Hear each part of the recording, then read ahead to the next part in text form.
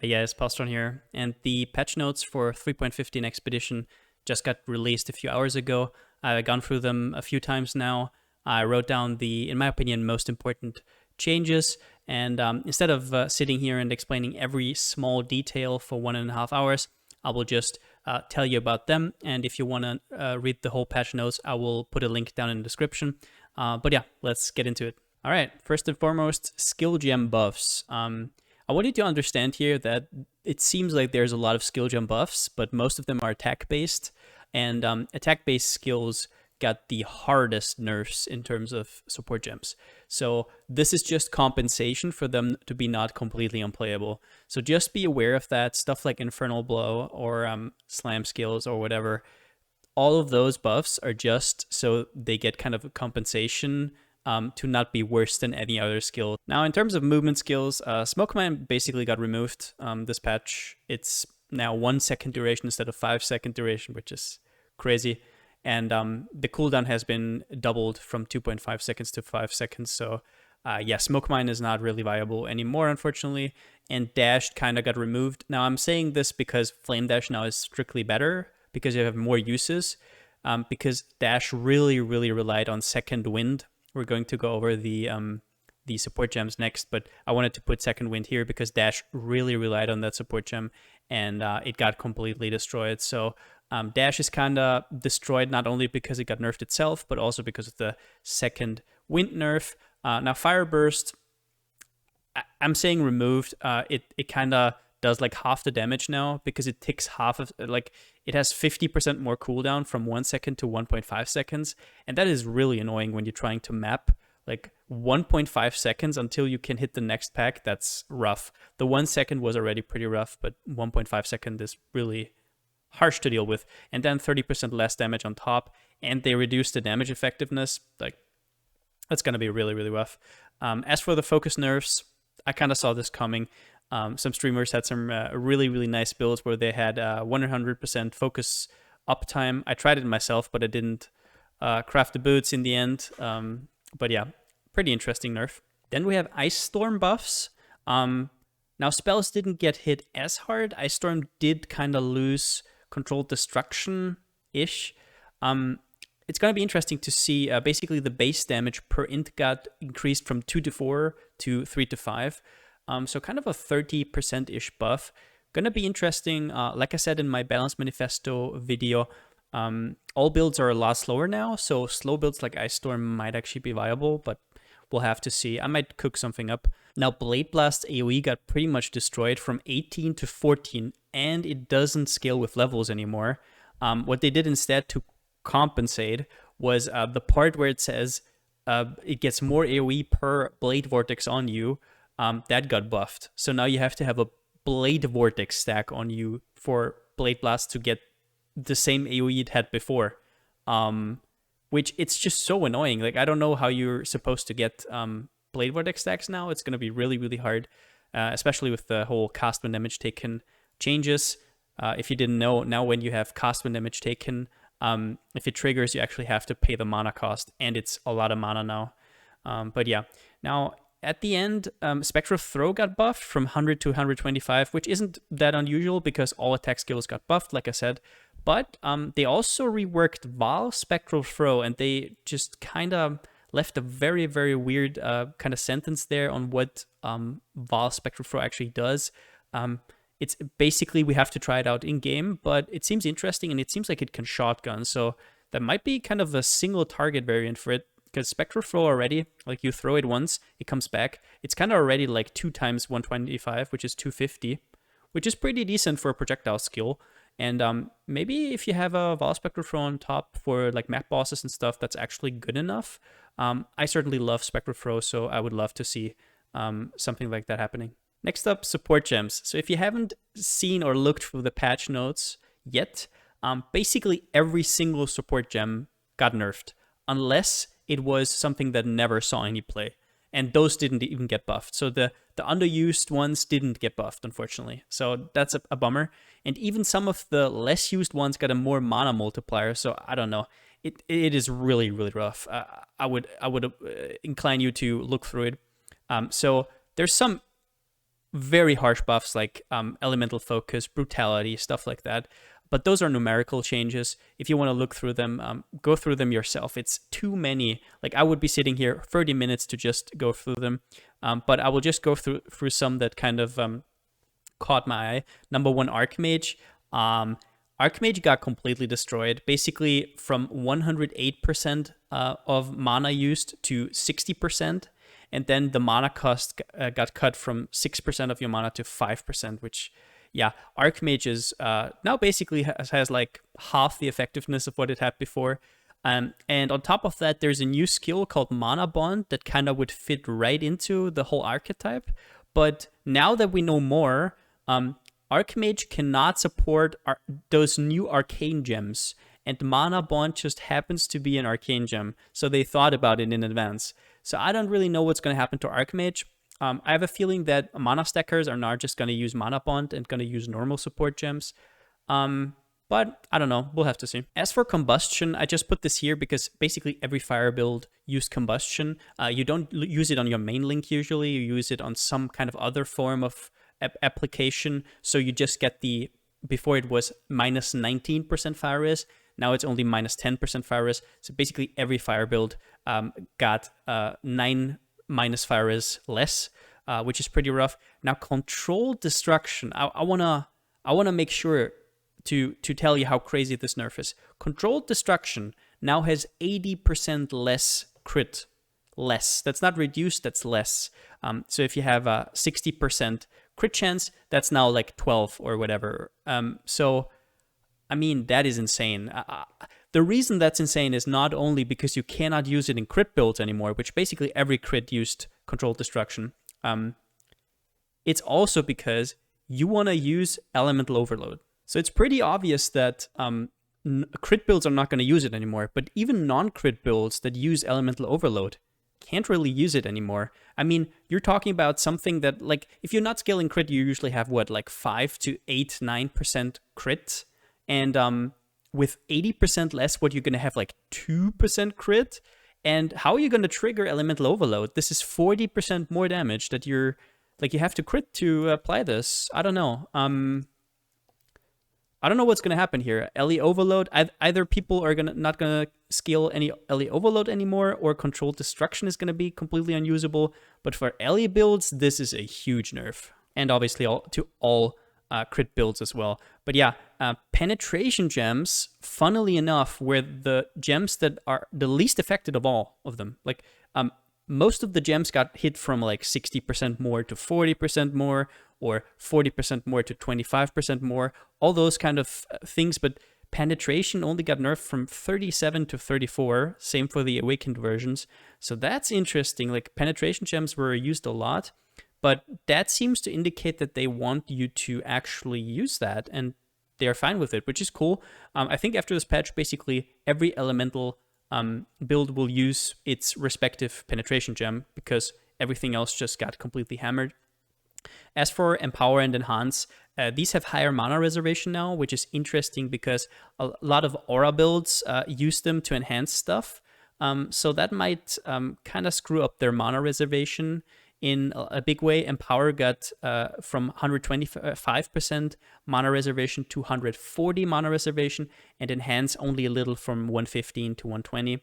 But still pretty rough. Now, Fortify got nerfed from 34% more damage to 19.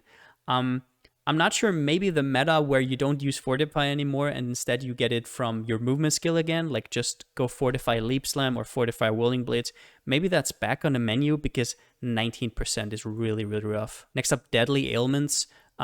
So it's not that big of a deal. It looks like a big deal, but basically before it was 10% less damage from hits, and now it has a bigger downside. It also does less damage, but that's just what GGG did to everything. But 80% less damage from hits now means you cannot use this in like hybrid builds anymore, which there aren't really any hit and dot hybrid builds that use this anyways.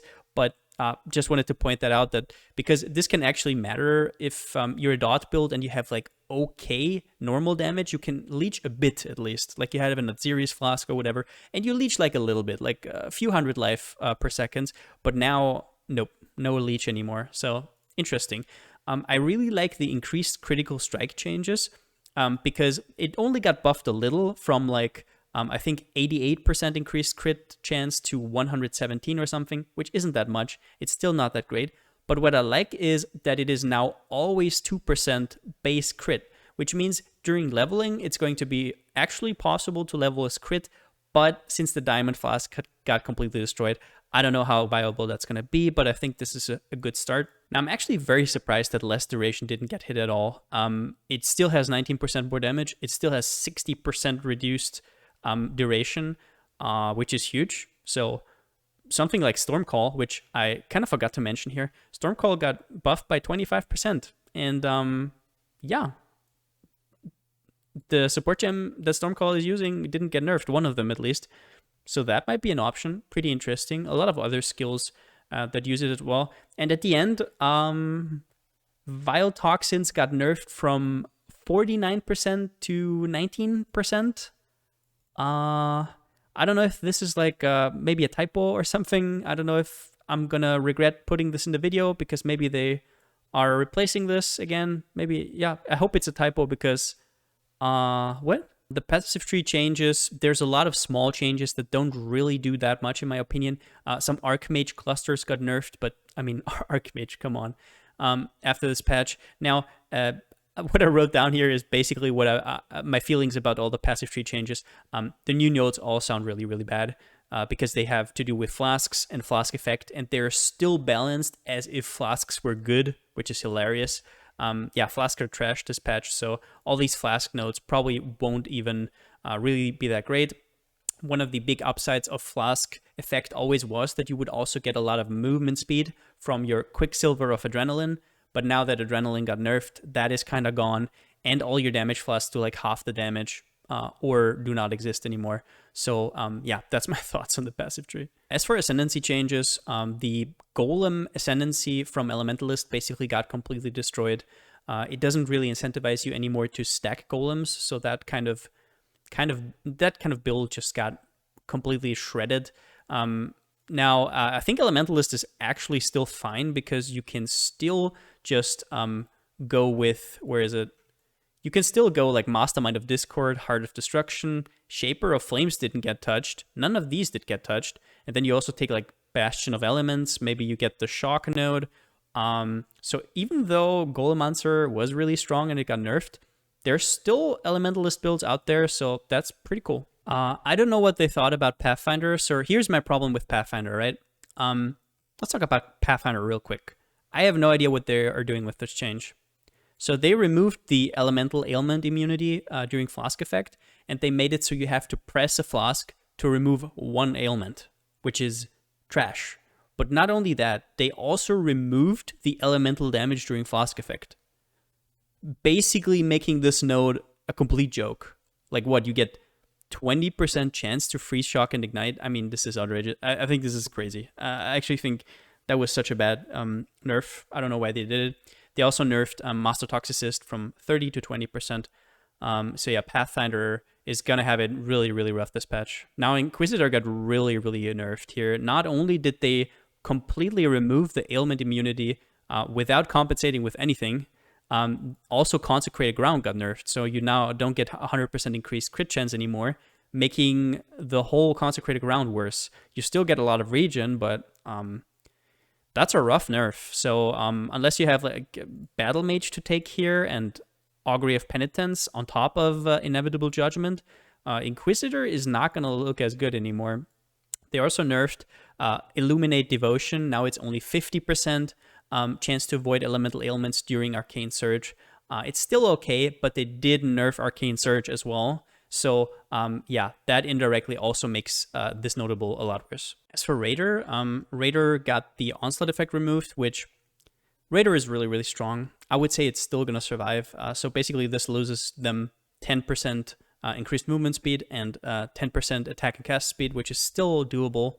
But they also got nerfed here.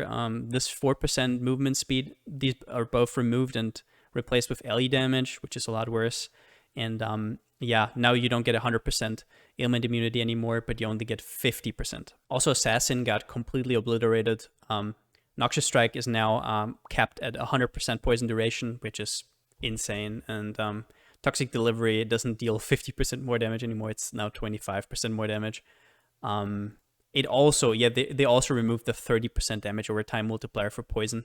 I don't know. As I stated in my poison video, if you want to check that out, Occultist is probably the new home for poison builds. Moving on to flasks. So basically, the change was already there. Ignite, Shock, and Freeze immunity flasks are now going to be, you cannot just press them and then you're immune for duration, but you actually have to click it. And only if you remove one of these ailments, you're actually going to get immunity for like a second or something, which I think is fine because they made a new augment for the flasks, which makes it so it gets applied instantly without you having to press. And that's pretty cool, honestly. That means that you can automate a few of your flasks. I think that's actually a good change. I actually like that change. But what I do not like is the warding change. So the warding change is exactly like Ignite, Shock, Freeze, that you actually have to press once you're cursed. But the problem is that map mods, they don't get negated like that. Like you cannot negate a map mod like Vulnerability or LE Weakness anymore because it's not a duration. And it's not a one-time application once you get into the map, but it's a global mod. So you just cannot be immune anymore unless you stack a ton of reduced curse effectiveness, or you have a unique that makes you curse immune, basically. As for Diamond Flask, a Diamond Flask is just basically removed from the game. It now gives 100% increased crit chance instead of crits being lucky. I don't know. I know that Flask are really weak now, so it might actually be an option, but this is basically 20% less damage for every build using crits. Every build. Every single build. Now, there's maybe one or two builds out there that this doesn't apply to, like Power Charge Stackers, who have like 90% naturally. They just don't care about this nerf all that much.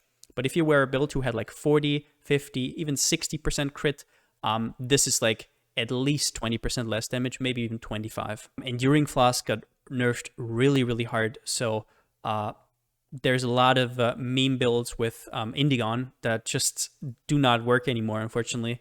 And a lot of meta builds as well. So Enduring Mana Flask now doesn't, the Enduring mod doesn't only reduce the recovery by 30%, but actually by 66%. So, oof.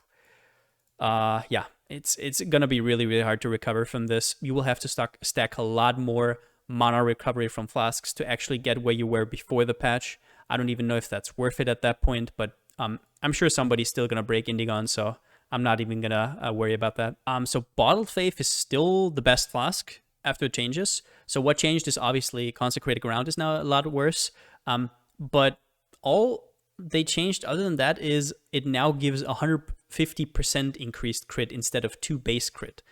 For some builds, this is exactly the same. For some builds, it nerfs it by like 3 or 4% damage or something, which is a lot less than some of the other flasks.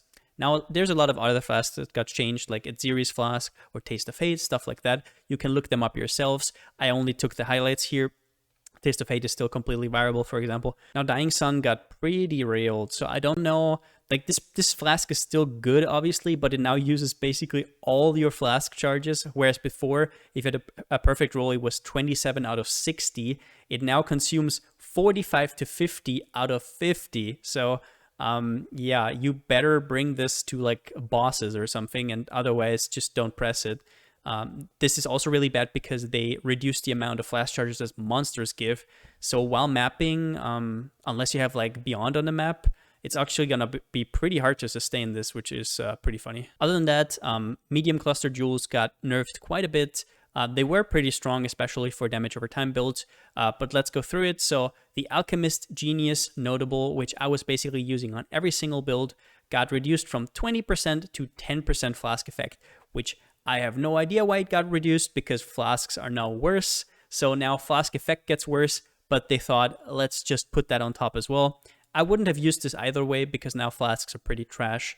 But this nerf just solidifies that, and I can actually just put it out of my head already, which is pretty cool. Then we have Cold Conduction got pretty much destroyed. Now there's still some ways to get self-chilled, so this is a little bit maybe not really appropriate.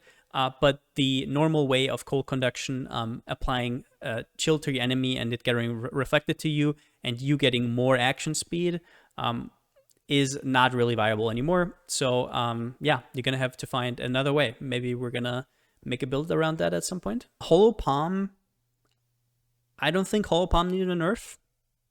It got readjusted. There's a new unarmed skill that is actually ranged. It would have been completely overpowered if they didn't change it to melee, which they did, but on top, they nerfed it from 60 to 40%. I personally think Hollow Palm was fine. Dexterity stackers are very, very squishy because dexterity does not innately give you defenses like strength stackers or intelligence stackers have. So this kind of had a downside in my opinion. I don't think it needed a nerf. But they did it, and yeah. So next up, the Fire.multi cluster jewel notables, Cooked Alive and Blowback, got basically cut in half. In my prediction video, I didn't think they would go that far, but oh boy, was I wrong. It got nerfed to 5% from 10, which is really, really harsh. It is still fine, but I mean, this is going to be a big hit for Burning Arrow. Yeah, all the other Ignite builds, I don't know if any other Ignite builds exist at this point after the Fireburst nerf, but yeah, Blowback didn't need that much of a nerf. 8% faster wasn't that crazy. 15 was not that crazy. I think this could have been like 12 or 10 or something, but 8 is, I think this is now one of the worst notables on that cluster jewel actually. Yeah, and after that, a lot of other stuff also got changed. Fizz.multi notables, Poison notables. You can go through the whole list. It's like 10 different notables. Everything that has to do with dot multi, so Poison multi, Fizz multi, Fire multi, they all got changed across the board to either be like half of what they used to be, or they got like completely removed if it was just a little bit on top of something else. So yeah, this is going to be rough for some builds, but there's still good sources. But it's going to be a lot more focused on actually getting it on your weapon. Or on gear in general, instead of just stacking medium cluster jewels. And then on top of that, they also made it so even the small nodes from the medium cluster jewels also do not give dot multi anymore. They now give increased damage. Then the Zana mods are pretty weak in my opinion this league. The lower ones all suck. And the higher ones are 13C for Ritual, which I think is probably going to be the best one. But then 16C Delirium, which used to be a good price, but nowadays, with how Delirium got nerfed, I don't know. But if Ritual actually gets a lot of traction, if a lot of people play it, this might actually get the Exalted price down. If you remember in Heist, Exalteds were as low as like 30C or something because everybody was running Delirium and everybody was, it was such a good chaos sync basically that it completely deflated the Exalt economy. So maybe something mild, a mild version of that, maybe it's going to happen to Ritual. We got to see. But other than that, what is really interesting with two such expensive Zana map mods, Fortune Favor the Brave might actually be a good option now. It costs 3C, and you can randomly get one of these two. You have like a 20%, I think even more. You have like a 30 to 35% chance to get one of these two mods for 3C, which is kind of a steal. So maybe it's a Fortune Favors the Brave League. And at the end, a small, not so small nerf is you cannot get Onslaught on Kill from Abyss Jewels anymore, which was a very easy way to get Onslaught on basically, I mean, it affects basically every one of my builds. I always have an Abyss Jewel with Onslaught in there. But yeah, this might also be an indirect buff to Raider, but we gotta see. And also it makes stats on items that give you Onslaught on Kill a lot more desirable. So overall, my thoughts are basically that the announcement was kind of bullshit because they said every build will lose around 20 to 40% of their damage. And instead, it's going to be more like 60 or more % of your damage is going to be gone, especially if you're crit, which is kind of a big deal. Like that's a lot of damage to lose. Specific builds aren't even viable anymore. I think this is actually going to have the complete opposite effect for them. They want to get more variety into the game, but instead you're probably just going to be shoehorned into some of the most meta builds that just function on very low gear, especially early in the league. Maybe it gets better later when people have currency, but at the start, I honestly cannot see how this will give you any build diversity whatsoever. So as somebody who loves to make builds, this is kind of sad to see because a lot of the funky builds will not be even remotely viable anymore. If the skill that you want to use is not well balanced, then you're just going to do no damage anymore. Yeah, it's kind of unfortunate. Honestly, they balanced around the absolute top end builds. Yeah, there's still supports that you can run with. Basically, you can run with Aurabots, and they are just going to make you as strong as you were before the patch, but everybody else has to suffer because Aurabots didn't get any nerfs whatsoever. They're still going to completely trivialize the game. So for me, this patch is very disappointing, but I'm the kind of player who is just going to play it, and I'm going to live with it, and I'm going to try to make the best out of it. But I do feel like these changes did not really go as well as they might think it will go. But that's it for the video. If you liked it, give it a thumbs up. If you haven't already, subscribe. And yeah, as I said, I will make do with what I have here. I will try to make some interesting builds this league as well. So if you want to stick around for that, I'm definitely going to cook up some stuff. But yeah, overall, I'm not really happy with the changes. I think what they did here could have been done in like steps, not in one patch. But maybe that means that Path of Exile 2 is going to come out like sooner than we thought. I don't know, because I'm sure they want to roll out all of these changes before that happens. But yeah, we got to see. And since I still don't have a slogan, see you next time.